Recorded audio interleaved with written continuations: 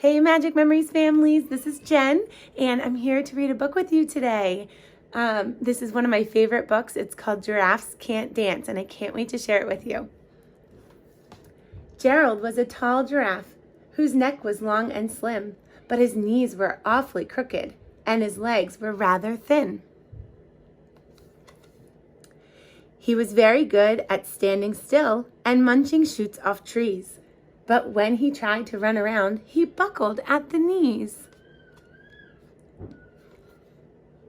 Now, every year in Africa, they hold a jungle dance where every single animal turns up to skip and prance. And this year, when the day arrived, poor Gerald felt so sad because when it came to dancing, he was really very bad. The warthogs started waltzing, and the rhinos rock and rolled. The lions danced a tango that was elegant and bold. The chimps all did a cha-cha with a very Latin feel, and 8 baboons then teamed up for a splendid Scottish reel. Gerald swallowed bravely as he walked toward the floor, but the lions saw him coming, and they soon began to roar. They looked at clumsy Gerald. The animals all sneered. "Giraffes can't dance, you silly fool. Oh, Gerald, you're so weird." Those are not kind words. Gerald simply froze up, but he was rooted at the spot. "They're right," he thought. "I'm useless. Oh, I feel like such a clot." So he crept off from the dance floor and he started walking home. He never felt so sad before, so sad and all alone. Poor Gerald. Then he found a little clearing and he looked up at the sky. "The moon can be so beautiful," he whispered with a sigh. "Excuse me," coughed a cricket, who'd seen Gerald earlier on. "But sometimes when you're different, you just need a different song."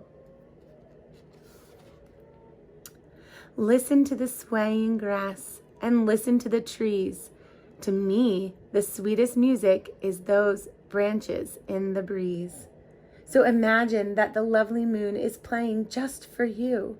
Everything makes music if you really want it to. With that, the cricket smiled and picked up his violin. Then Gerald felt his body do the most amazing thing. His hooves had started shuffling, making circles on the ground. His neck was gently swaying, and his tail was swishing round. He threw his legs out sideways, and he swung them everywhere. Then he did a backward somersault and leapt up in the air.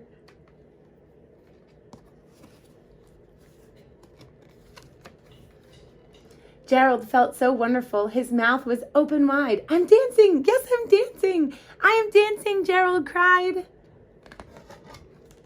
Then one by one, each animal who'd been there at the dance arrived while Gerald boogied on and watched him quite entranced. They shouted, "It's a miracle! We must be in a dream! Gerald's the best dancer that we've ever seen!" "How did you learn to dance like that? Please, Gerald, tell us how."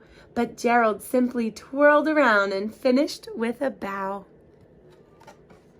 Then he raised his head and looked up at the moon and stars above. "We all can dance," he said, "when we find the music that we love." I hope you enjoyed my book. Have a great day.